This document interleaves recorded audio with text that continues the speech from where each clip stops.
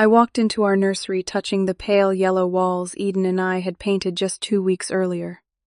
The crib stood empty, waiting for our miracle after years of trying. Eden glowed with 7 weeks of pregnancy, her hand constantly resting on her stomach. My wife was finally getting her dream, our dream. Her sister Lydia seemed oddly fascinated during our announcement dinner last night, asking unusual questions about genetic testing. If only we had recognized the darkness behind her smile that night. Before I share this nightmare that shattered our lives, let me know where you are watching from and hit that like and subscribe button as we expose the dangers lurking within our own families. Eden and I had been together for 6 years, married for 3 of those, building our life together in a quiet suburb of Seattle. We both wanted children from the beginning, but nature had other plans. 2 painful miscarriages left emotional scars, making this successful pregnancy feel like our long-awaited miracle. Each prenatal vitamin, each careful meal, each night of restful sleep became sacred rituals in our determination to protect this precious life. Eden shared a close yet complicated relationship with her older sister Lydia. 4 years apart, they maintained what appeared to be a tight bond, but underneath ran currents of competition that I noticed early in our relationship. When Eden got promoted at her architectural firm, Lydia suddenly changed careers. When we bought our first home, Lydia immediately listed hers for something larger. These patterns seemed harmless, if somewhat exhausting. Recently, Lydia experienced a series of personal setbacks. Her husband filed for divorce after 12 years of marriage, leaving her with significant debts from their joint accounts. 2 months later, her marketing firm downsized, eliminating her position despite her 10 years with the company. We watched her struggle, offering what support we could, though. Lydia maintained a proud facade, insisting she could handle everything independently. Our first trimester passed with textbook perfection. Eden experienced minimal morning sickness, maintained healthy weight gain, and positively glowed during our 12-week checkup. The doctor showed us our baby tiny heart pulsing on the ultrasound screen, declaring everything perfectly normal. That evening, we hosted a small family gathering to announce the pregnancy, feeling confident enough now to share our joy. Lydia arrived last to our announcement dinner, bringing an expensive bottle of sparkling cider and a basket of organic prenatal snacks that she had researched extensively, she claimed. While our parents and friends focused on congratulations and sharing excitement, Lydia peppered the conversation with unusual questions. "Have you done genetic testing yet?" she asked, cutting through the celebratory mood. "My friend from college had a baby with severe disabilities because they skipped that screening. The costs are astronomical, but the government benefits can help if the condition is severe enough." Eden brushed off the comment, but I noticed something calculating in Lydia's eyes that unsettled me. Throughout the evening, she continued bringing up various pregnancy complications and developmental disorders, always circling back to insurance coverage and government assistance programs. In the weeks that followed, Lydia transformed into the most attentive sister imaginable. She appeared at our door almost daily, arms loaded with homemade meals, specialty teas, perfect for pregnancy, and books about child development. Eden welcomed this newfound closeness, interpreting it as Lydia working through her own loss by investing in our happiness. Around week 14, Eden began experiencing unusual symptoms. Persistent headaches plagued her alongside bouts of nausea far more severe than her first trimester. She developed strange rashes on her arms after drinking a pregnancy support tea Lydia had prepared. When these symptoms appeared, Lydia often suggested they were normal, discouraging Eden from bothering the doctor with every little pregnancy discomfort. Our 16-week appointment brought the first real concern. The ultrasound showed minor abnormalities in the baby development.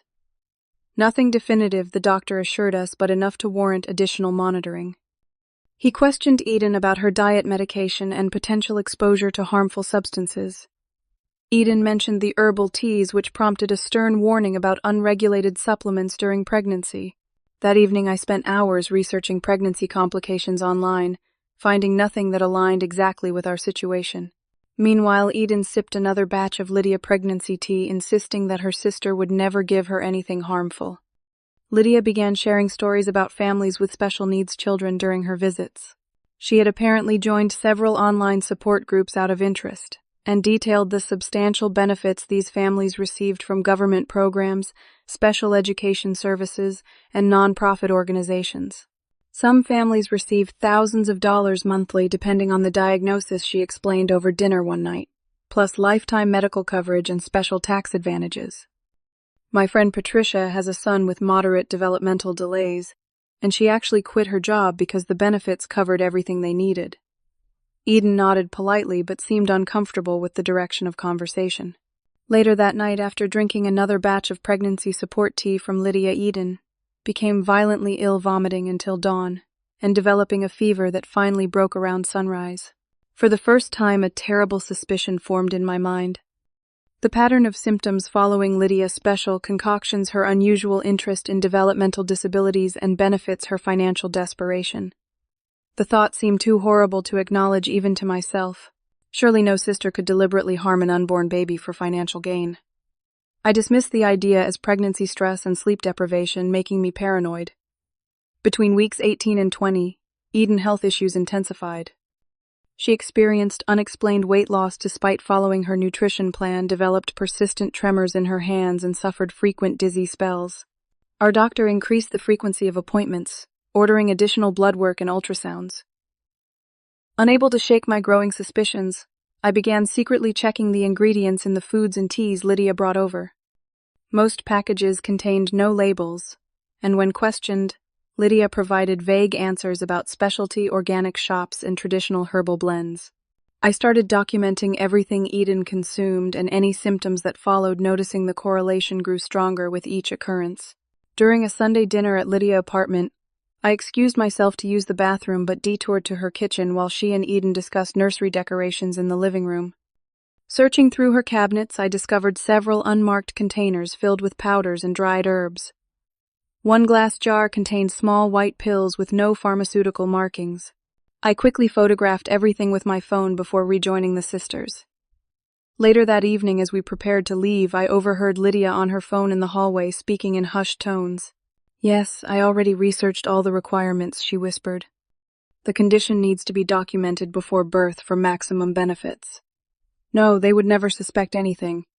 I am helping them prepare for what is coming."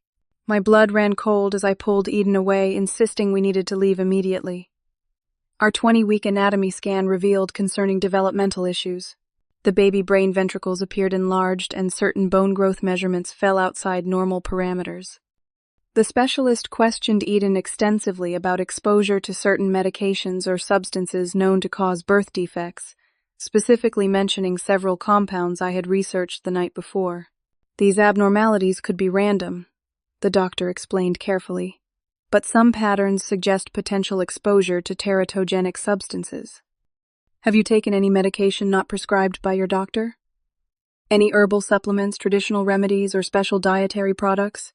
Eden, tears streaming down her face, mentioned the teas and foods from her sister. The doctor recommended immediate cessation of all supplements not specifically prescribed and scheduled weekly monitoring going forward. In the car, Eden finally acknowledged my concerns might have merit. "I cannot believe Lydia would ever harm our baby," she sobbed. "But something is wrong and I cannot ignore the timing anymore." That weekend, while Eden rested upstairs, I installed a small nanny camera in our kitchen, disguising it within a decorative clock on the wall. When Lydia arrived Sunday morning with her usual basket of pregnancy support foods, I made an excuse about an emergency work call and left the sisters alone in the kitchen. Reviewing the footage that evening revealed the unthinkable. While Eden stepped outside to collect mail, Lydia quickly opened a small container from her purse and stirred a white powder into Eden tea. Her movements were practiced efficient, completed seconds before Eden returned. The casual conversation continued, as Lydia encouraged Eden to drink the special blend she had prepared. I showed Eden the video that night. Her disbelief transformed into horror, then crushing grief, and finally cold fury. We agreed to confront Lydia together the next morning. When confronted with the video evidence, Lydia initially denied everything, claiming the powder was a harmless pregnancy vitamin supplement. As we pressed harder, showing her the collection of research I had gathered linking her special ingredients to known teratogens, she finally broke down. "I was just helping the baby be special enough for benefits," she sobbed, her composure crumbling.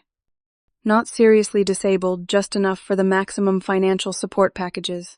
You two have everything. I lost everything.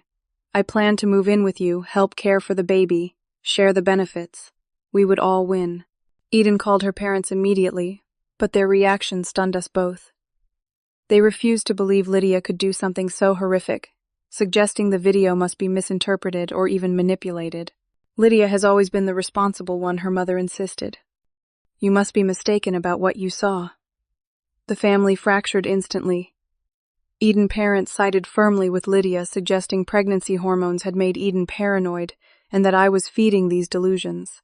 Extended family members chose sides, many refusing to believe our accusations without real proof beyond a vague video. At 22 weeks pregnant, Eden's health rapidly deteriorated. She collapsed in our kitchen one morning while preparing breakfast. I found her unconscious on the floor, a thin trail of blood coming from her nose.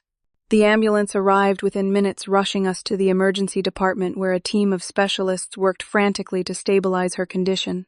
Blood tests confirmed the presence of several substances known to cause severe birth defects, including compounds found in certain rat poisons and industrial solvents. These were not substances Eden would encounter in normal daily life. The hospital contacted the police, who collected samples from our home and began a formal investigation. Eden's condition worsened at 24 weeks, as both her liver and kidneys showed signs of damage.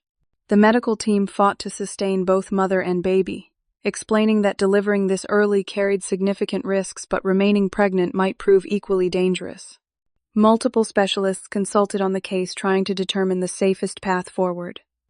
While Eden drifted in and out of consciousness, police officers arrived with search warrant results from Lydia's apartment. They discovered journals documenting her research into substances that could cause specific birth defects without being easily detected in standard blood work. They found receipts for purchases of chemicals from specialized online suppliers and a detailed budget projecting expected government benefits based on different disability scenarios. When Lydia arrived at the hospital, presumably to maintain her facade of concern, I confronted her in the waiting room with the medical evidence. Detective Anderson stood nearby, recording our conversation. They found everything, Lydia, I said, my voice trembling with rage and grief. Your journals, your research, the chemicals. They know exactly what you did to Eden and our baby. Faced with the overwhelming evidence, Lydia finally confessed completely. I calculated everything precisely, she explained, her voice eerily calm. I researched exactly how much money families get for different conditions. Autism with moderate intellectual disability receives 27% more benefits than physical disabilities alone. Developmental delays with seizure disorders qualify for additional medical equipment allowances.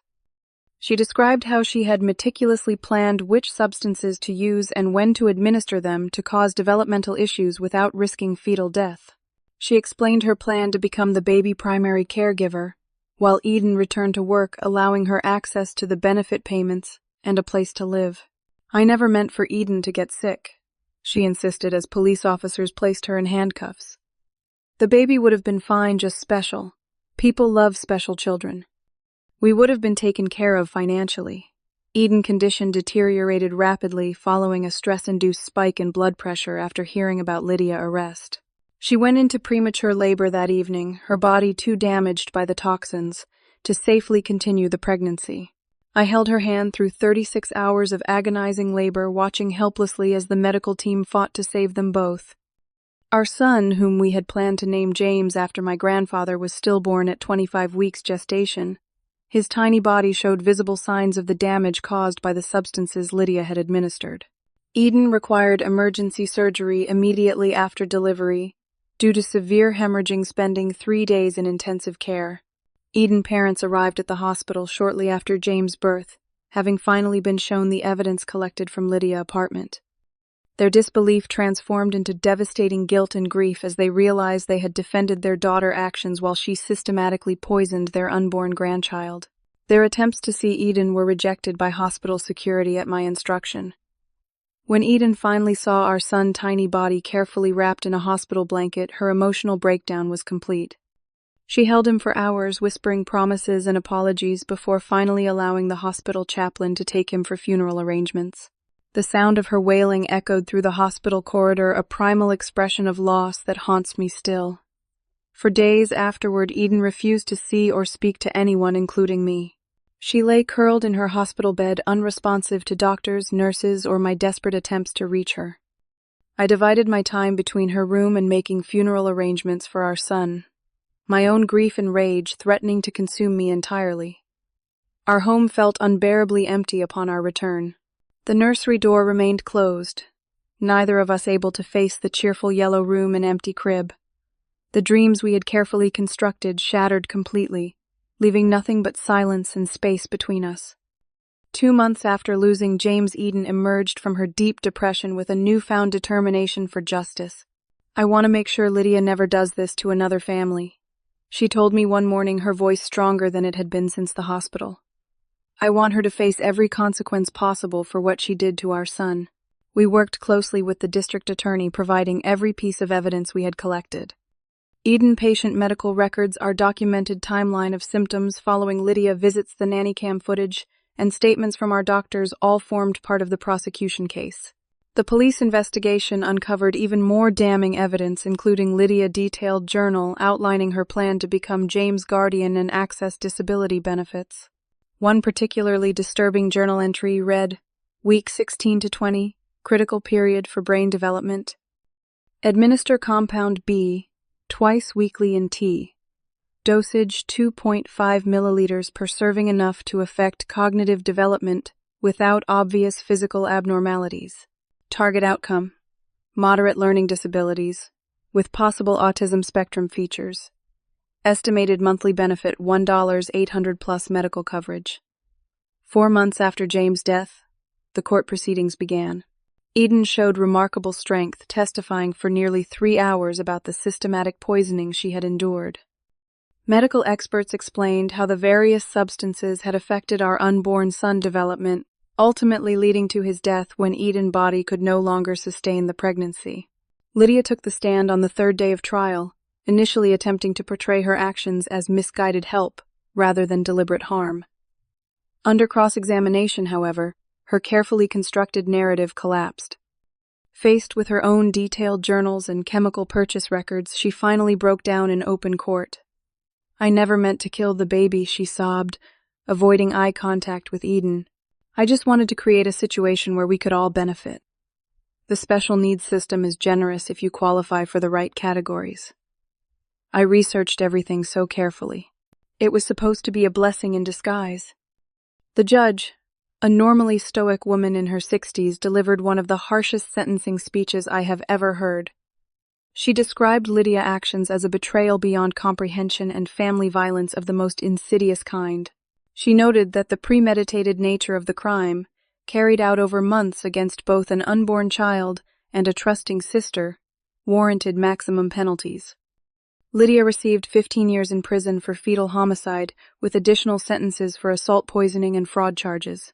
As she was led from the courtroom, Eden watched silently, her face revealing neither satisfaction nor forgiveness, only a profound exhaustion.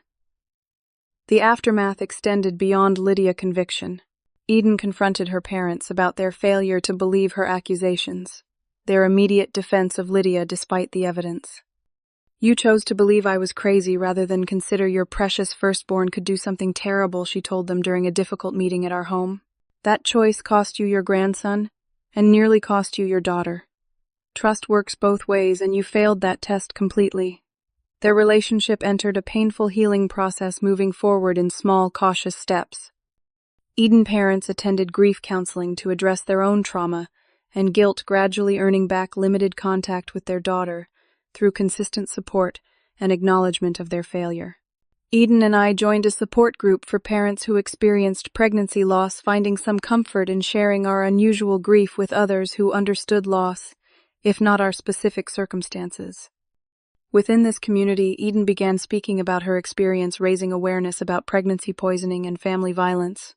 1 year after losing James, we held a small memorial service, planting a young oak tree in a local park with a simple bronze plaque bearing his name and dates. Eden spoke briefly about transformation, how grief changes but never truly disappears, becoming instead a companion on life's continuing journey. The foundation Eden created, James' Legacy, raised funds for research into detecting pregnancy poisoning and provided resources for families experiencing similar trauma. Through this work, Eden gradually reclaimed her sense of purpose, transforming her pain into protection for others. 18 months after our tragedy, Eden discovered she was pregnant again. This news brought both tremendous joy and paralyzing fear. We approached this pregnancy with a completely different perspective, cutting toxic relationships entirely and building clear boundaries with everyone in our lives. Eden parents remained at a carefully managed distance, allowed limited involvement under specific conditions. We declined all food and drink we had not prepared ourselves. Every prenatal appointment included additional toxicology screening. We shared minimal information about the pregnancy with others until well past the 20-week mark. These precautions stemmed not from paranoia but from hard-earned wisdom about protecting what matters most. Today, our daughter Sophie celebrates her second birthday, healthy and thriving in every way. Our journey to this moment cost us dearly but taught us invaluable lessons about recognizing warning signs, trusting instincts, and understanding that sometimes the greatest dangers come from those we believe love us most. Eden speaks regularly at her foundation events, helping other families recognize potential danger. At last month's fundraiser, she delivered a powerful speech about transforming tragedy into purpose. James never took a breath in this world, she said, but his story has saved other children from similar fate. Through protecting others, we honor him daily. Our marriage emerged stronger from this ordeal, though permanently altered. The shared trauma created a unique bond between us, a profound understanding that we have witnessed each other at our most vulnerable and remained steadfast. Eden nightmares have gradually subsided, though certain triggers still bring difficult days. Lydia remains in prison, her appeals exhausted. Eden has not responded to her letters requesting forgiveness and reconciliation. Some bridges cannot and should not be rebuilt, she explained when asked about potential forgiveness. Moving forward does not require inviting danger back into your life. For those watching who might recognize warning signs in your own relationships, please pay attention to those instincts. Unexplained symptoms, unusual interest in your vulnerabilities, or calculated help that leaves you worse afterward deserve your scrutiny. The most dangerous predators often wear the mask of family love. Have you ever experienced betrayal from someone you trusted completely? How did you rebuild your life afterward? Share your stories in the comments below, and if this account helped you recognize potential warning signs in your own relationships, please like and subscribe to help others access this information. Remember that sharing these stories might save another family from similar tragedy. Thank you for listening, and may you always find the strength to protect what matters most.